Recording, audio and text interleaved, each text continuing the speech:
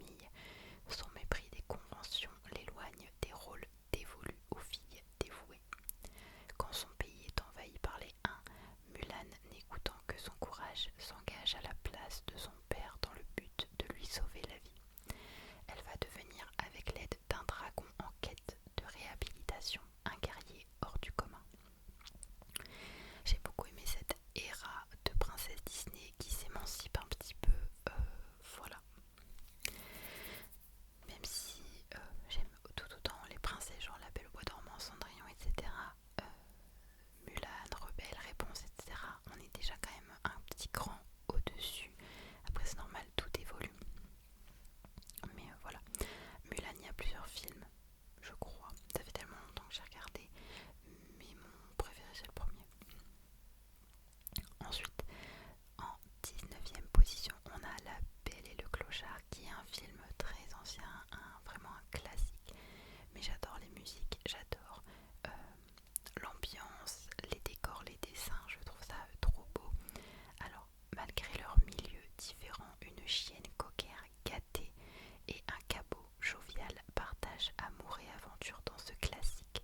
Ces aventures amoureuses sont perturbées par sa tante Sarah et ses deux adorables chats siamois, Si et Am, diaboliques et sournois, pardon.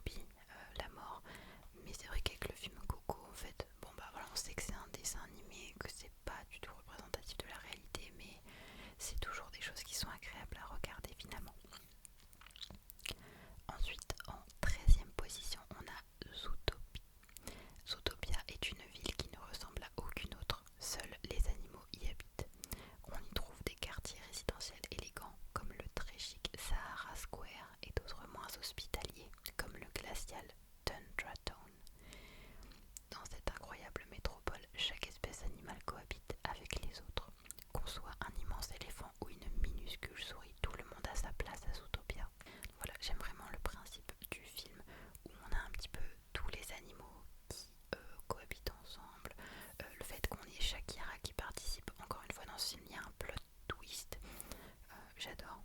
Voilà, j'adore. Et puis, c'était mon crush d'enfance en fait, le renard. Je crochais dessus quand j'étais petite. Sur un renard, s'il vous plaît.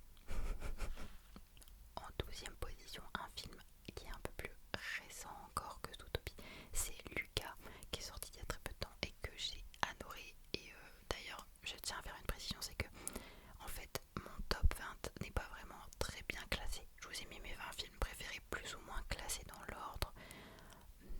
Mais par exemple, Lucas, si je le classais réellement bien, je le mettrais un peu plus haut, vous voyez.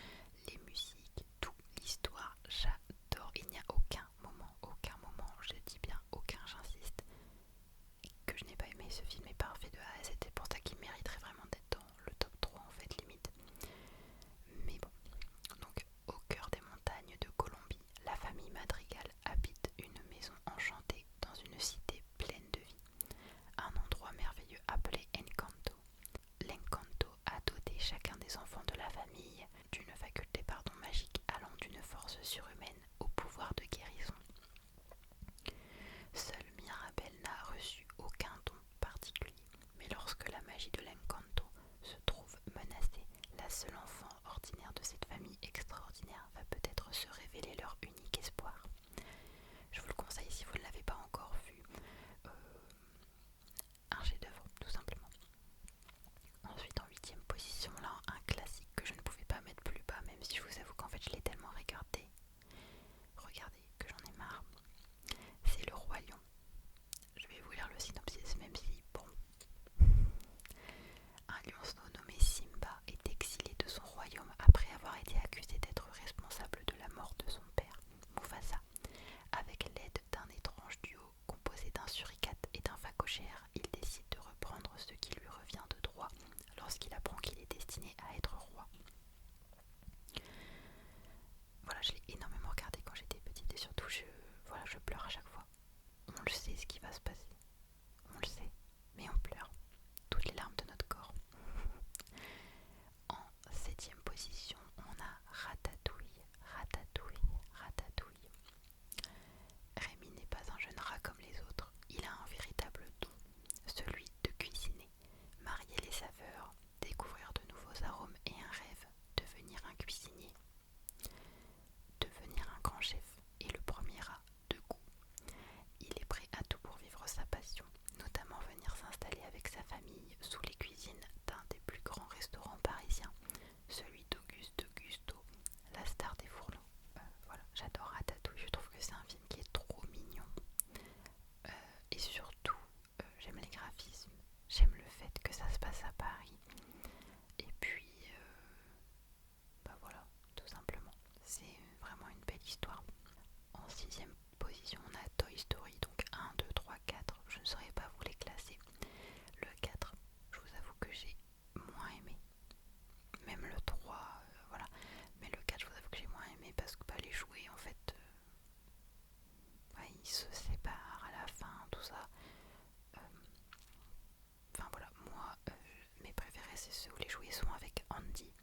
Parce que c'est comme ça qu'on les connaît. Et des Toy Story 3, en fait, quand ils vont aller à Bonnie, pour moi, on passe déjà un cap, en fait. C'est déjà plus ça.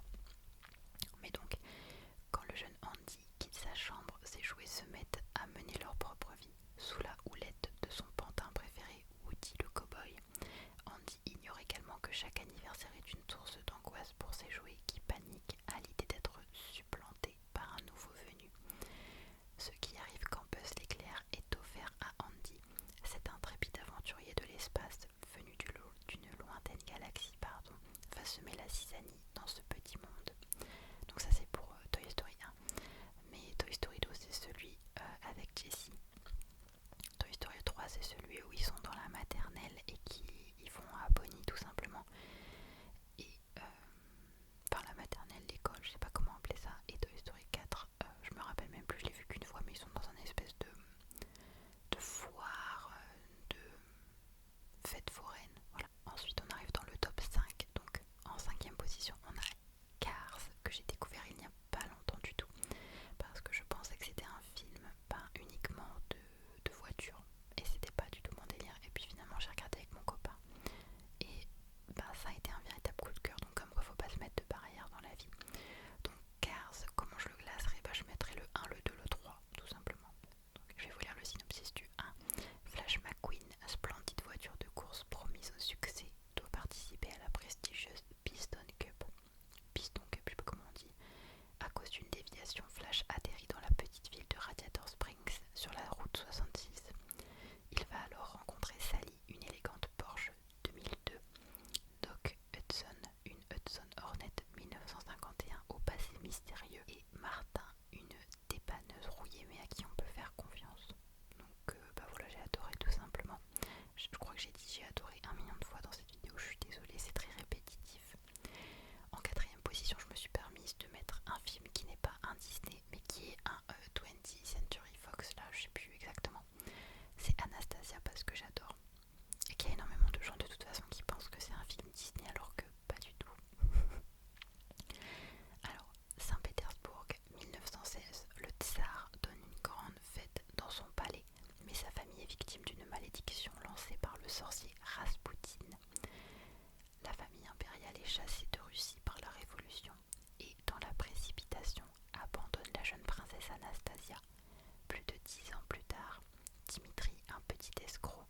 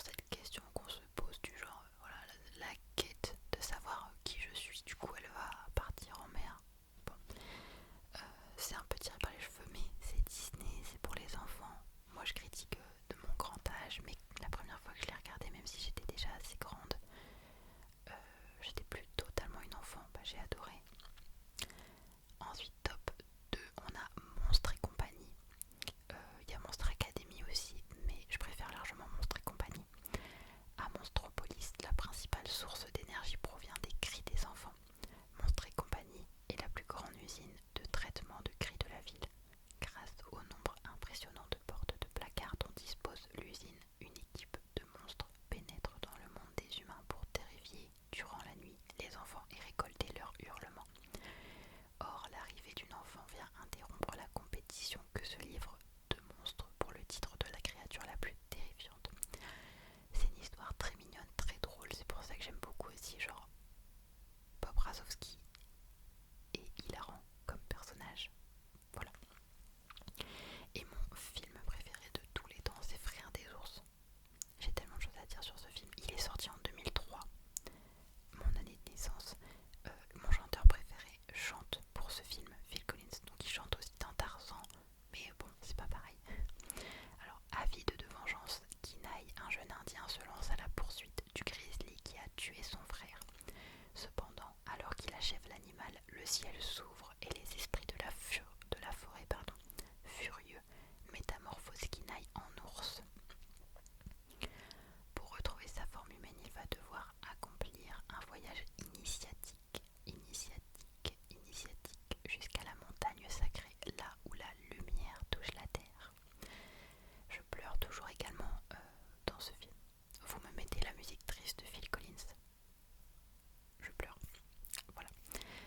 Donc s'il vous plaît, si vous connaissez ce film, manifestez-vous en commentaire parce que je connais beaucoup de gens qui connaissent juste de nom mais qui n'ont jamais vu. Voilà. Pour moi, Frères des ours, c'est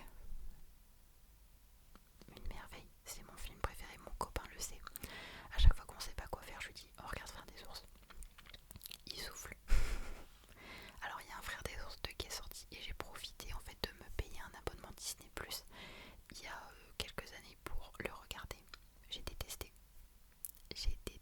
Frères des ours 2 parce qu'en fait Kenai et Koda